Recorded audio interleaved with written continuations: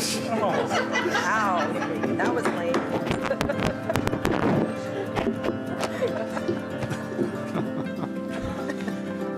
The Judiciary, Civil Law, and Public Safety Conference Committee will come to order. Today is Wednesday, May 10, 2023. We have a quorum present.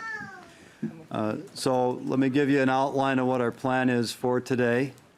We have a spreadsheet which reflects an agreement between the chairs and with consultation with each of our respective bodies, but we will have conversation input today after a walkthrough, and then the plan is to adopt a spreadsheet today, this morning.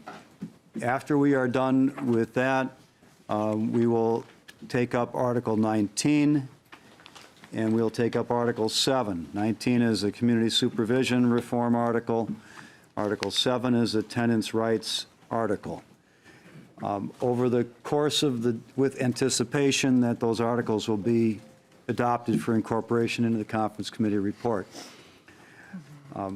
After that, we're going to recess because we are still waiting for more articles to be finalized, technically finalized, so that we're in a position to consider them before the committee. So we'll be in and out over the course of the day. The goal is to complete the adoption of all of the articles and content that this conference committee wishes to incorporate into the report, and by the end of the day, to adopt a final conference committee report to move it on and conclude the work of the conference committee. So along the way here, we're going to do our best to allow voices to be heard as they wish, but understand we're not going to open this up for lengthy public testimony just because we don't have the time today to do that for everything that we have before the committee. So that said, our first step is to take up the spreadsheet, which was posted last night for public consumption, and we're going to ask our fiscal staff to give us a fairly high-level walkthrough of the proposed final agreement that's before the committee at this time. For that, we're going to turn to John Walls, House Fiscal Analyst. Mr. Walls. Mr. Chair and members, you should all have a copy of the spreadsheet. On the left-hand columns are the original House bill. The far right-hand columns are the Senate original provisions, and in the center shaded area is the final agreement. I'm going to go through at a fairly high level. If there's anything you need to slow me down before, just let me know. So beginning on line 1, in Judiciary, we have the Supreme Court. The committee provided money for roughly a 9% and 6% increases over the biennium for staff, and for judges, 8% and 4%. Down on line 15 for civil legal services, the committee provided an additional $30 million for the biennium for civil legal services. This is added to the base and represents a roughly 85% increase in funding for civil legal services. In Court of Appeals, again, we have 9 and 6. I'm sorry, that begins on line 23. We have 9 and 6% for the staff pool, and we have 8 and 4 again for the judges. Moving down to district courts on line 36, we have again a pool of 9 and 6 for employees. That was roughly $46 million for the biennium. For the judges, it was again 8 and 4%, or $13.6 million for the biennium. We also included money for their needed health insurance increases, $4.2 million for court case backlog, $3 million for the biennium for mandated psychological services, $800,000 for new treatment courts, and $7.4 million for courtroom technology enhancements. There is $2 million per year to increase the base pay for law clerks. And we also have the $200,000 a year to continue the contract interpreter payment rate increase from 2 years ago. Moving down to the Guardian Ad Litem Board, we included 4.38 for their ongoing salary needs. This brings us to the top of page 2. For the tax court, we have funded their request for their current service levels and a small amount of money, $150,000 for the biennium for tax court e-filing. The Uniform Laws Commission, we funded $30,000 for their to maintain their current service levels. Board of Judicial Standards on line 79, we funded their service level request. For the Public Defense Board, which begins on line 86, we've included a $95 million increase, and that is ongoing. And that represents a 47% increase to the Board of Public Defense. In the Human Rights Department, on line 93, we have their request for maintain current service levels. We also included new enforcement personnel for $3 million for the biennium. And on line 100, $645,000 for discrimination and hate data reporting. The State Competency Board is on line 104. That was funded last year. There's a delay which on line 106, which saves us $7.8 million for the biennium. On line 111, we include from the House bill the establishment of the Board of Appellate Counsel for Parents. Moving down to line 118, the Sentencing Guidelines Commission. We included their request for maintaining current service levels, expand analysis of sentence-related data. That's 1 FTE. We fund $50,000 a year for the SMART team, accounting and budgeting. And on line 124, to fully integrate with court information system, that is $688,000 for the biennium. Mr. Chair, moving on to page 3, which begins Department of Public Safety. On line 131, Homeland Security and Emergency Management. Mr. Chair, I just think I will stop here to say for the rest of the bill, we funded the maintain current service levels for all agencies at their requested level. So we also included additional staff on line 135 at $550,000 per year. There's $500,000 for supplemental nonprofit security grants. We also included an emergency management coordinator and a $3 million request for equipment for Grand Portage. Beginning on line 148, the Bureau of Criminal Apprehension, we include $9.3 million a year for violent crime reduction strategies. And also on line 157, $6 million on a one-time basis to fund investigative partnerships with local or federal agencies. On line 159, there's $1.8 million a year for Human Trafficking Response Task Force. We have $13 million in the biennium for FBI compliance, IT, and cybersecurity. On line 162, $8 million for the biennium for increased forensic scientists to decrease turnaround time. On line 165, we include the money for expungements related to the Clean Slate Act. Under Fire Marshal, we fund their requests for service levels. We also include $1 million a year for increased hazardous material response and bomb squad, and $5 million for the biennium for additional staff. Going to the top of page 4, Firefighter Training and Education Board, we included $766,000 for Task Forces 1 and 2 and air rescue, and an additional $1 million a year for firefighter training and education. In alcohol and gambling enforcement, we funded their requests for service levels and $700,000 for an IT request.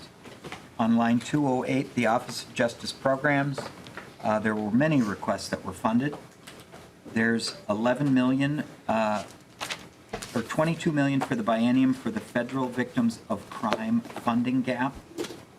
We funded additional staffing at $2 million for the biennium. We have $3 million for the biennium and ongoing for domestic and sexual violence housing. We establish a missing and murdered African Office of African Women and Girls. On line 216, we increase the funding for the Missing and Murdered Indigenous Relatives Board. We have $250,000 a year for a youth services office, $1.5 million in the biennium for crime prevention, community crime prevention grants. We have $1 million a year for resources for crime victims, $500,000 a year for Minnesota Heals. Youth Innovation Grants, or YIPA, is funded at a $3.5 million a year increase. On line 225, $500,000 for 2 years for the Violence Prevention Research Center grant.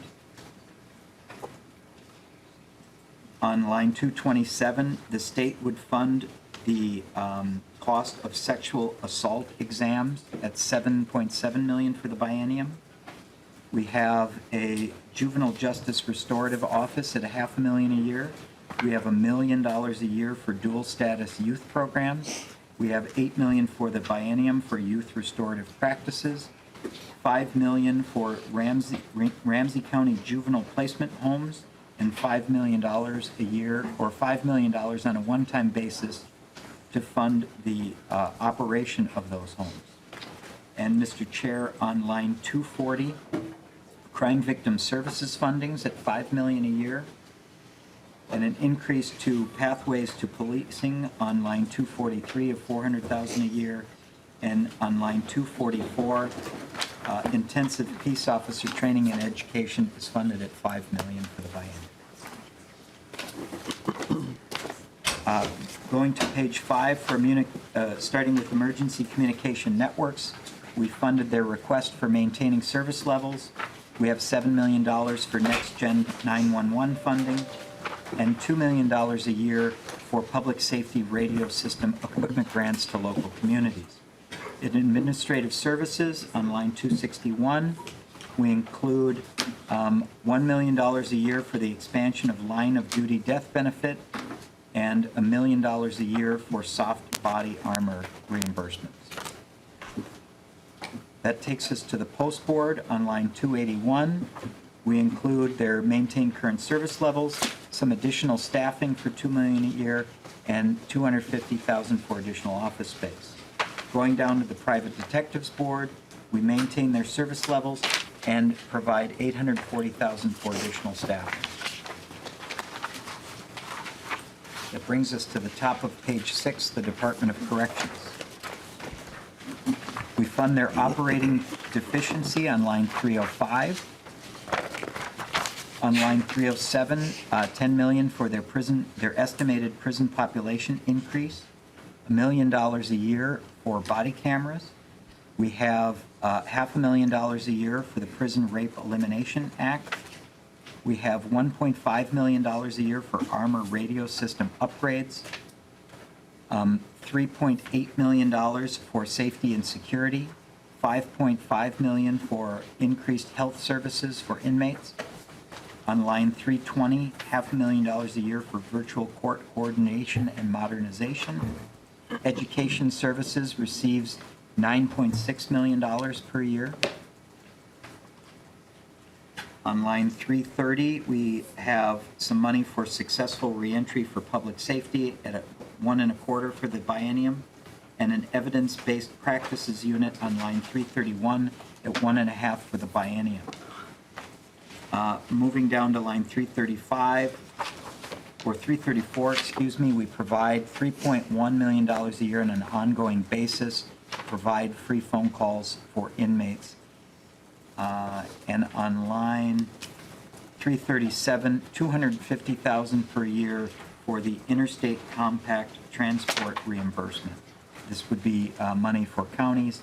And then we have the bed impacts of either increased or decreased penalties on lines 338 through 344. Mr. Chair, moving up to page 7, for community supervision and post-release services, we fund their current service levels, and on line 358, there is the probation reform formula increase. This provides an additional $43 million a year to the formulas that will be split between counties and the DOC. On line 364, we also provide $2.7 million per year for tribal supervision. On line 369, $3.8 million for community-based sex offender treatment. On line 370, $4.2 million for public safety through stable housing. Mr. Chair, moving down to line 388, this is the DOC central office. We provide on line 392, $45 million in the biennium for a major public safety data infrastructure increase. $3.6 million for recruitment and retention. On line 394, $2 million for accountability and transparency. And on line 397, $1.9 million for clemency, for a clemency review commission. Moving down to the Ombudsman for Corrections on line 404, we gave them their current money to maintain current service levels and 2 additional staff. Mr. Chair, that brings us to page 8. These were appropriations to other agencies. On line 415, this is the provision that would move juvenile detention alternatives to incarceration from corrections to MNSCU. That's a $500,000 a year program. And on line 419 is the purchase and betterment of the First Witness Child Advocacy Center in Duluth at $1.5 million. On line 428, there is a $70 million one-time transfer into a special revenue account that will fund community crime and violence prevention. Those will be grants that will be handed out over a 5-year basis. And on line 430, we have $10 million for crisis response. On line 431 is an Indigenous Reward Fund. Again, this is money transferred into a special revenue fund, and that will be $250,000 to fund reward payouts. Mr. Chair, that brings us to the total for the bill. The totals for the bill for all funds on line 443, revenue adjustments. There is a loss of $5.9 million a year to the general fund due to the probation reform. On line 446, we are eliminating the fees for uncertified court documents. On line 447, there is a change to Ramsey County fine distribution. On lines 451 is the general fund impact overall of all provisions in the bill. And then there are some adjustments to other funds beginning on line 457. Most notably is the payouts or the annual appropriations for the community crime and violence prevention grants at $14 million a year. And on line 461, the crisis response, which is incorrect on this spreadsheet. It's listed at $2.8 million. That will become $2 million per year once that is correct. And Mr. Chair, on line 463, there's special revenue funds for the peace officer education and training. And on 464 and 65 is a revenue neutral provision through the Department of Corrections for an Oak Park Heights mental health unit pilot project. And Mr. Chair, that completes the walkthrough of the provisions in the spreadsheet.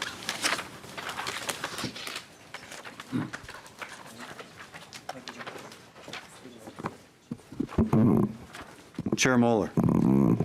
Thank you, Mr. Chair. And I just wanted to mention a couple of items. So at line 163 is the, it'll look like we don't have funding for the time limit sexual assault exam kit, but that's because we fully funded the decreased forensic evidence turnaround time on line 162.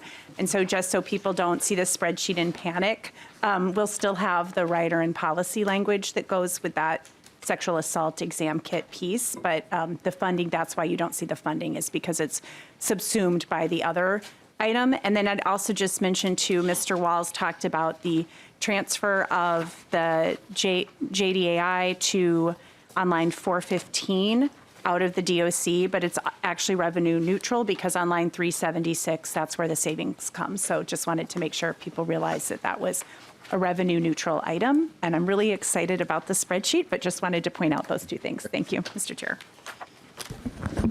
Chair Becker-Finn. Thank you, Chair Latz. And another thing, folks, I know I've had a couple questions about it, about the competency board delay, and that was a request. We didn't force them to delay their work. They were not able to get up and running as quickly as they thought they would be able to. That was something that we initially had funded last session. So that was a request from the chief author of that bill from last year. And so I just wanted to be clear for folks, it wasn't like we went and stole money from some other thing. They weren't ready to do the work. And so that delay was able to save us some money that folks might have noticed on line 106 and a couple other places. So just wanted to make sure that was clear for the record.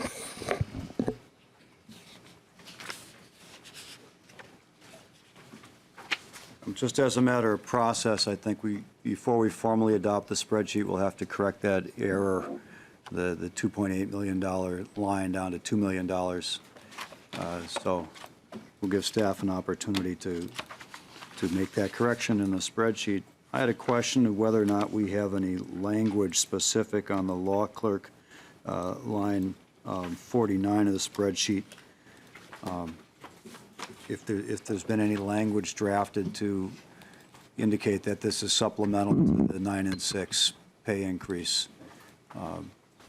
Mr. Walls? Mr. Chair, there is a rider currently in Article 1 that specifies that the 2.033 million is specifically to increase law clerk base pay.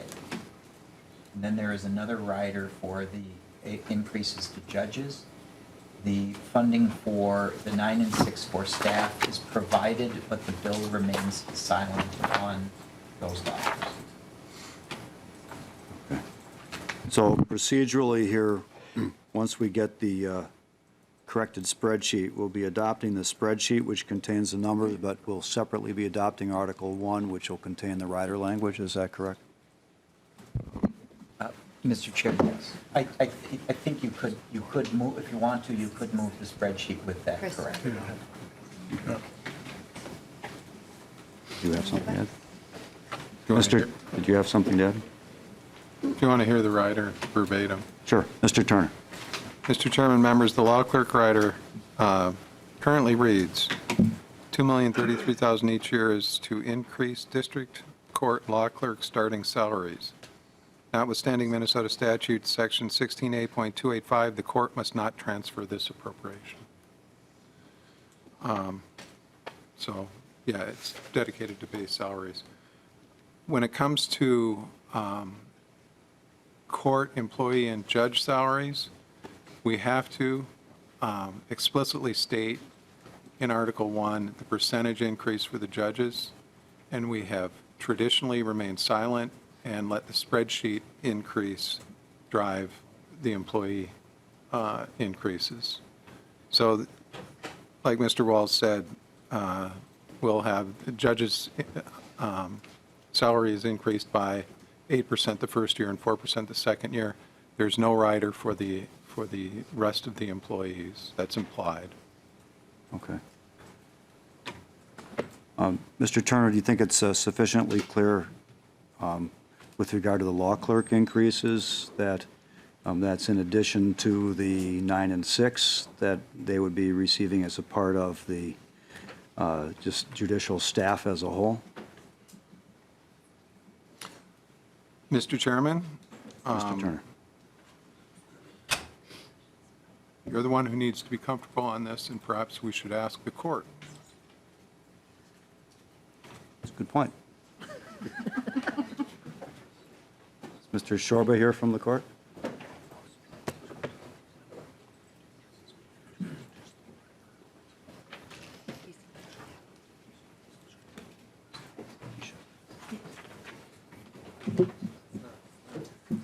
Mr. Shorba. Mr. Chair, members of the committee, Jeff Shorba, State Court Administrator. That language is very clear to me, that the 9 and 6 is a compensation pool for all employees, which includes law clerks, and the extra $2 million is for increasing law clerks' starting pay. That's the way I understand the language. I couldn't totally hear Mr. Turner, but that's what I understand. Thank you, Mr. Shorba. Chair Becker-Finn. Thank you, Chair Latz. I would just say, to sort of set the legislative record and our intent, I think we share the intent that that is how it be used, and that's as we appropriate this money, that's the intent that we have, that be spent in that way, so that law clerks aren't kept from that 9 and 6 pool because of the additional money. And just to be clear, too, this money is to the district court law clerks because law clerks at different levels do get paid differently. And so the intent here is that we're raising those lower salaries on the district court law clerks.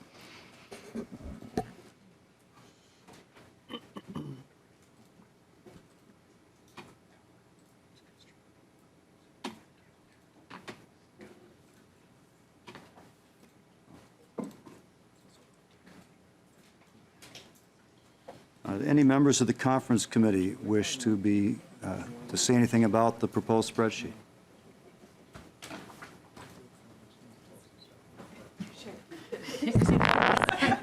Representative Feist, please. Thank you. This is the best spreadsheet I've ever seen in my whole life. This is my main opinion. I'm so excited about this budget. It is so innovative and forward-looking and thoughtful, and the process that led us to have the conversations to come up with this budget, I thought, were just remarkable. I'm so excited. And I would just like to specifically, I'll be talking about community supervision in a bit, so I'll just highlight the investments we're making in youth are historic and critical, and I'm so grateful for this committee to have collectively made this decision that we will be investing in youth. The Office of Restorative Practices is going to be transformative. The investments that we're making there are just so forward-looking and exciting, and will make our system of youth justice more effective and more equitable. There's a lot more that I'll say it on Twitter, but I just wanted to focus on that for now. And I think this committee, I think this is the best budget I've ever seen in my life, so thank you. Who wishes to follow that? What Senator Pappas said, what she said? Is that? Yeah. Any other members of the conference committee wish to make a comment? As I think we can see, there's been a lot of work and conversation has gone in to putting this budget together. And it wasn't just among us either. We were getting input regularly from stakeholders that were interested in particular lines and budgets, and massaging the various inputs so that we could do the best that we can. I think transformative is the best word we can apply to this. This is not just increases in budget lines. There's a lot of new stuff in here, and in some cases the level of funding increases are so substantial that they will be game changers for the way needs are met. Public defenders and civil legal services in particular are finally going to be able, with this money, if they can find enough lawyers to fill the empty positions, are going to be able to come much closer to meeting the constitutional needs and the real needs of their clients. Chair Becker-Finn. Thank you, Chair. And I would just add to that, I think it is important too that, this is money in the tails. So if you're in law school right now and, you applied to law school with like these goals of doing good public service work, we're trying to make that possible, that people could do that. I know a district court law clerk in Anoka County who texted me this morning when she saw the spreadsheet and was in tears, because she'll be able to keep doing that work and be able to help pay her bills. And, it really is a transformative bill. And I also just wanted to say thank you to our conferees. We had a really good team. We were able to delegate things and spread stuff out and have lots of different conversations with lots of different people that the chairs alone could certainly never have done that. It was a lot of work to get us this far, but I really also appreciate, as hard as it was much better than other years. I've tried to cut a deal at this time of year. So it's a great bill, and I'm glad others are excited about it too. They should be. Chair Moller. Thank you, Mr. Chair. And, one of the things that we set out to do when we started this committee process was really we talked about what it takes to build trust in our criminal justice system, because people don't have trust in our system, and it's failing us on many different levels. And I think one thing that this budget really does is recognize that when we think about public safety, we have to think about everything from prevention all the way to rehabilitation and everything in between. And I think that this budget really reflects the thoughtful and comprehensive approach we've taken. And, I've said this, my committee's probably sick of me saying this, but if people don't trust the system, you don't have victims that report crimes, you don't have witnesses that come forward, you don't have juries that trust in the process, or people who are part of the process trusting in the system.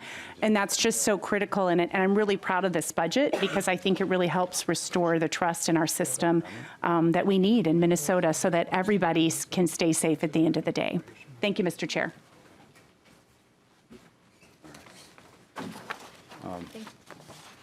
Thank you. So, first of all, I want to thank my colleagues here, and especially the co-chairs from the House. These are not easy decisions, and we came in with different bills, reflecting each body's priorities. And I think what we've come up with is a wonderful blend of those priorities. It's a combination of taking care of the victims of crime on the very back end of the criminal justice process, and on the very front end, trying to get ahead of the curve with transformative investments in youth to prevent crime, and everywhere in between. So I think we have resources going into criminal investigations when crimes do occur, so we can catch those who committed the offenses. We have resources going into the justice system so that those defendants and others in the criminal justice system are adequately resourced, and the defendants can have good, fair, vigorous representation under our Constitution in that system. When they are convicted, we have increased accountability in here with some increased penalties. We've got the increased money into investigative process, not just personnel for resources, but forensic labs and being able to rule in and rule out suspects in that process as well, and doing it in a timely fashion. And the old adage that justice delayed is justice denied is very real for the victims of crimes, for the accused in crimes, and when there is an error in that process, for our ability to find that error and try to go out and find the person who did commit an offense if you can rule out an accused based on physical evidence as well or other evidence. So I think this is a really well-balanced approach to criminal justice in Minnesota, and I'm very proud to be able to do this. So I am told in terms of process here that we can make a couple of amendments to the spreadsheet that don't affect the bottom line on the spreadsheet, and then it'll be in a place where we could adopt the spreadsheet right now. And those amendments, I have them in my notes, but I'll ask Fiscal to Mr. Turner if you could identify them for us so that we can go ahead and proceed. Yes. Mr. Chairman and members, on line 461, the crisis response criminal investigation account, the fiscal year 24 and 25 and 26 and 27 appropriation should be $2 million in each of those years rather than $2.8 million. And then on line 463, the peace officer education and training. Originally, the House had this as a special revenue provision. In the bill, it's a direct general fund appropriation. And so this is a leftover from a previous spreadsheet, and that $5 million should be deleted on line 463, fiscal year 24, that should be 0. And Mr. Turner, do we need to amend the totals column as well for FY '24-25 in each of those cases? Mr. Chairman, yeah, you can just tell us. So then line 461, the 5.6 million would become 4 million, and same correction in the tails? Yeah, that will happen when we plug those numbers into the spreadsheet, yeah. Okay.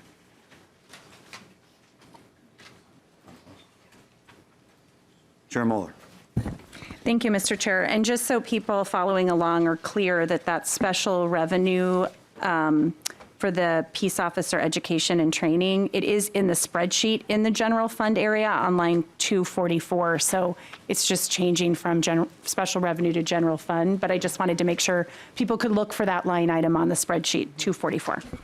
All right, so to make the changes that Mr. Turner described, we need a motion to amend the spreadsheet to do that. Chair Moller? So moved, Mr. Chair. All right, any discussion on that? All those in favor of the amendment say aye. Aye. Opposed? Motion prevails. The amendment is adopted. Is there any further discussion on the spreadsheet that we have before us?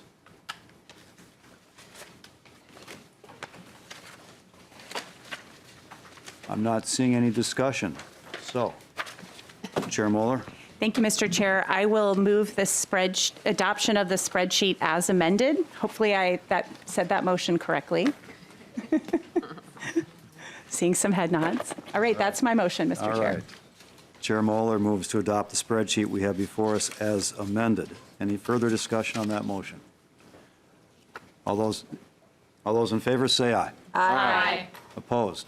Motion prevails. Spreadsheet is adopted. Members, the Senate is under call.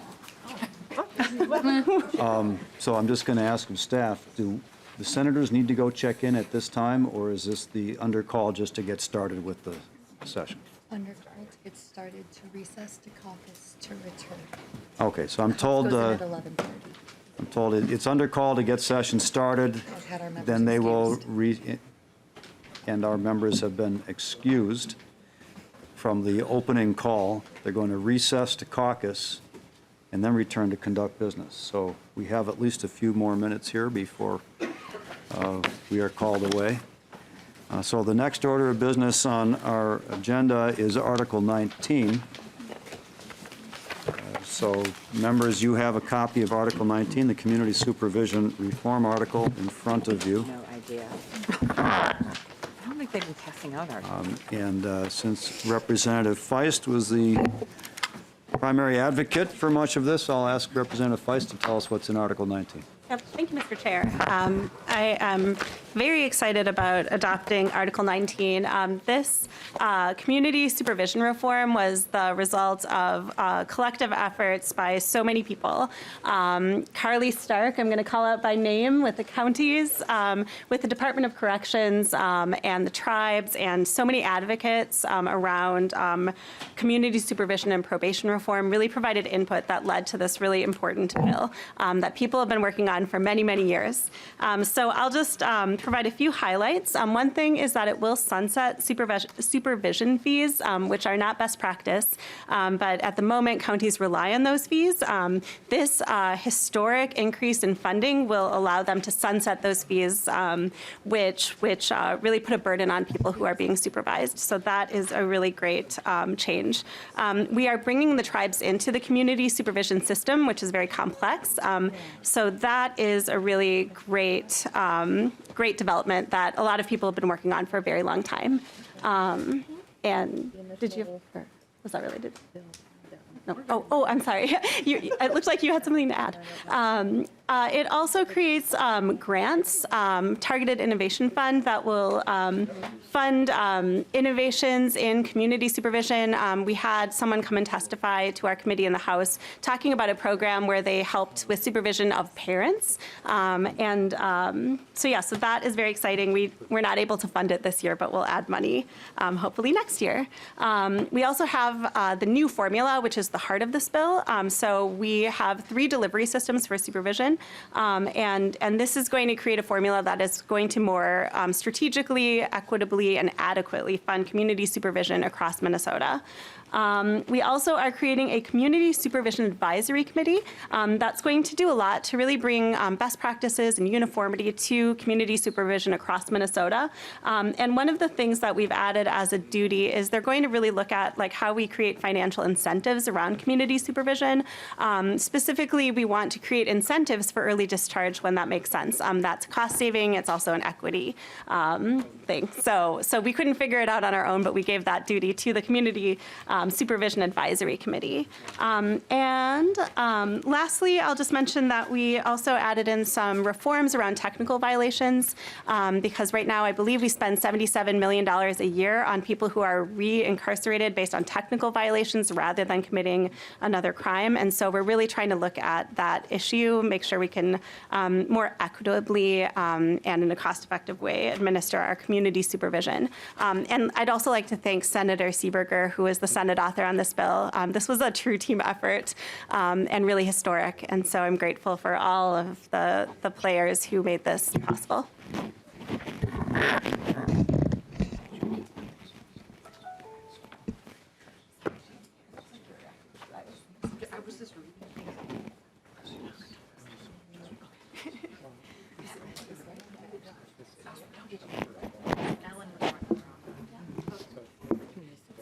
All right, Senator Seeberger, as the Senate author on the provision, did you want to add anything? Oh, she's busy consulting with fiscal right now. Anyone else on the conference committee wish to add anything regarding Article 19 at this time? Mr. Chairman, Senator as Pappas. long as you're looking for questions. Are the savings with this provision then reflected in the spreadsheet, or we think it's going to be more future and we don't know yet? Which particular provision? The probation, because Representative Feist mentioned how much we spend on sending people back to prison with technical violations. And if we're imposing community sanctions instead of sending back to prisons, theoretically, then there's prison savings. Prison cost savings. Representative Feist. Yeah, thank you. So the challenge of addressing technical violations in the context of community supervision is vast. We have taken a step forward in that, and hopefully it will make a meaningful impact. But that's something I'd like to come back to next session because there's a lot more that we can do. The challenge is balancing, sorry, I'm getting really into the weeds, but you asked. We're balancing like the challenge of like macro level statistics around the inequities in how technical violations are applied with the real respect for the individual discretion and expertise that probation officers bring to their role. And so it's trying to find that balance. And if we can find it, I think we can have like dramatic cost savings in a more equitable system. This bill is a step in the right direction, but I'm not sure exactly what those cost savings will look like based on this bill yet. Thank you. One of the challenges with this bill overall is that we have a lot of pieces in here, some of which with increased criminal penalties for like organized retail theft will have bed costs, others of which are going to have bed reductions. And some of the stuff we can forecast because we're experienced and have some basis for that. Some of that we simply can't. So we can't tell you what the prison population impact is going to be on this in 2 years if you take the whole bill as a whole. We can identify some of what we anticipate will be the case, but there's so many pieces in here that are aimed at reducing crime. And like the restorative justice stuff, for example, which we anticipate will have a big impact. Especially at the juvenile level. You know, what impact is that going to have on a 17-year-old, whether they commit a crime at age 19 and end up in the prison? We just can't forecast that very easily. I believe as a policy matter, we're moving in the right direction in these things, but to forecast prison population with any accuracy is a real challenge. So it's always revisited every budget cycle and in between as necessary. So, Senator Seeberger. Thank you, Mr. Chair and members. I just wanted to echo the comments of Representative Feist. This is, I think, kind of groundbreaking when you think of the fact that we had all 87 counties come together on this. And I'm reminded of committee hearings when my predecessor, former state senator Carla Bingham, came and there was the stack of the agreement of all the 87 counties coming to an agreement on this. And it's been a long time coming, and I'm proud of all the work that went into this and that we're able to sit here today with this. I do have a procedural question at this point. It came to my attention at the beginning of committee that there was some language with regard to a report tied to the sunsetting of the supervision fees that I believe was included in the original bill, but now is left out. And I'm wondering if and how we can reincorporate that language. If someone could help me out. Representative Feist. Yes, I would be happy to reincorporate that language. We had a conversation before this hearing about it and come to the conclusion that it would be helpful. Procedurally, I don't know how to do that, but I agree with you. I think that would be helpful. I think procedurally, we would simply delay adopting Article 19 when we reconvene after recess. We can have language for an amendment to Article 19 to accomplish that. Okay, we will be back doing more work yet today, so it's not like we're causing any substantial delays in our process. Okay. Would that work for you, Senator Seeberger? That works for me, Mr. Chair. Okay. Yeah. All right, then I assume staff knows what language you're referring to, so they can prepare an amendment to that effect. All right. While we're on Article 19, however, in terms of conversation, any other members of the conference committee wish to add anything? All right, so rather than move to adopt Article 19 right now, we're going to hold off on that, and we are going to turn to Article 7. Members, your packet does have Article 7. This is a tenants' rights article, and there is an A83 amendment to Article 7. Because Senator Uma Verbaeten has been working tenaciously on the tenants' rights provisions, so I'll ask her to describe it. Verbaeten. Thank you, Mr. Chair. I'm trying to use both microphones in hopes that folks can actually hear me. This is a really exciting article that we were able to accomplish thanks to the work of our housing chairs, my Representative Esther Ekbaje on the House side, who carried this tenant rights provision, and then all of the stakeholders who worked with us as well. There's a number of pieces included here from the pet declawing and devocalization that's going to remove the requirement for tenants to do that in order to rent.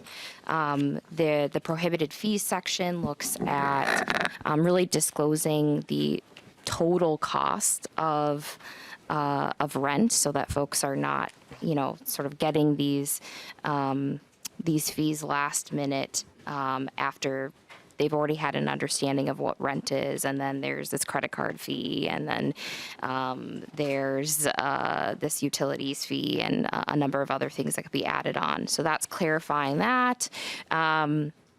There's an initial and final inspection component, just to give folks an opportunity to make sure things are, that the premises are sort of in good condition, and that they have an opportunity to do that in person. Right to counsel for folks in public housing, in breach of lease eviction actions. We move to Article 8, which covers some of the heat and repairs requirements, so that our tenants, again, are living in sort of safe conditions. The early renewal piece was really something that came from our students in student housing who've been sort of forced to, or felt sort of forced and coerced into signing leases extremely early, renewal for leases. And so this is just clarifying the amount of time before that can take place. The crime-free lease provisions we've worked on, and just ensuring that folks are able to, keep their housing and access due process, and only in the event that there's something taking place on the premises that is making those folks unsafe, will that, impact their lease. We move to, let's see. I'm just looking at section 5 and reminding myself of what this piece is. I think these are more of the heat repairs. Throughout the bill, there are changes to the timeline in eviction cases, and a big piece there was the getting rid of the pay to defend rules, so that folks are not required to sort of pay back anything that they owed in order to get their day in court. And then just making some of those eviction records non-public and mandating certain expungements. So right now, those items are staying on folks' records for up to 7 years, regardless if they had prevailed in that case or if they come to some sort of agreement. So we're making those changes in Article 11. Hope that I got through most of what is in the bill. We did a lot of, again, I know that Representative Agbaje and the entire Housing Committee did a lot of work on the House side and did pass that off before.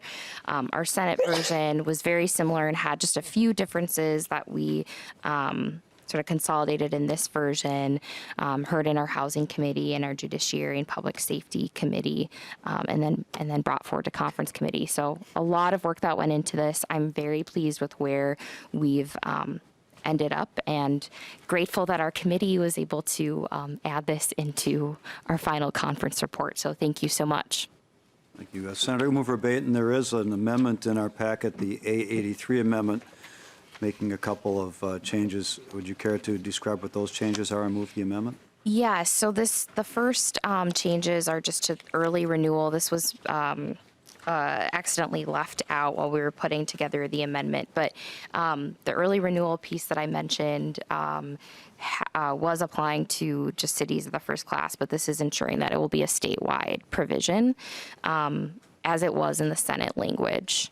So we had made this amendment all to the House version because it had the most up-to-date effective dates, and just missed that piece because we wanted to go with the Senate position here on early renewals.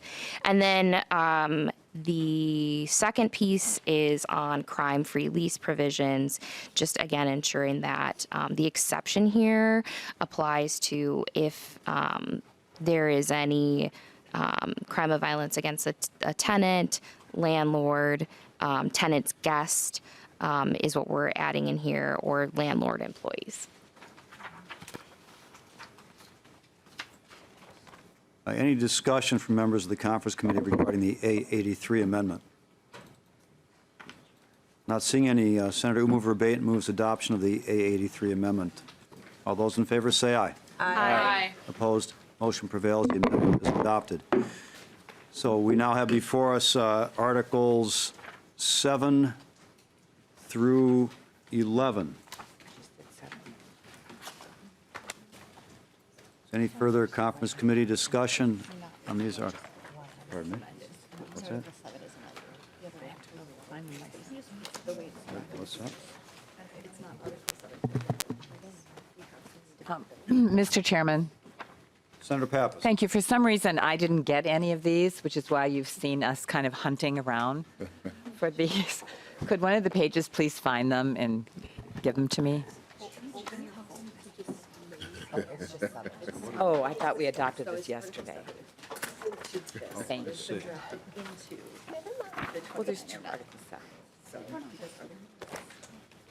separate articles.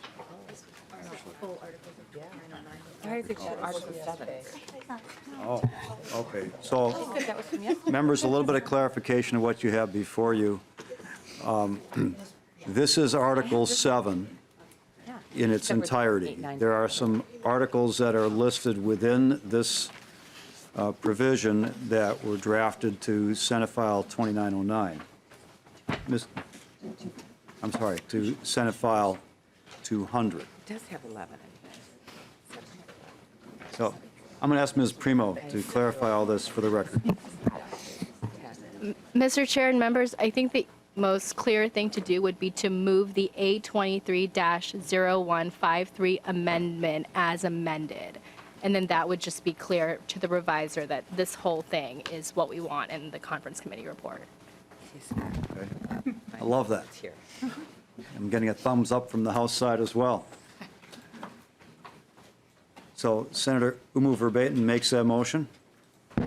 Yes, Mr. Chair. Any further discussion? All those in favor say aye. Aye. Opposed? Motion prevails. The provisions are adopted. I'm told the House is under call, getting started. The House members need to go to the floor. We're also waiting for additional work to come our way, so we are in recess to the call of the chair. We did, we're waiting.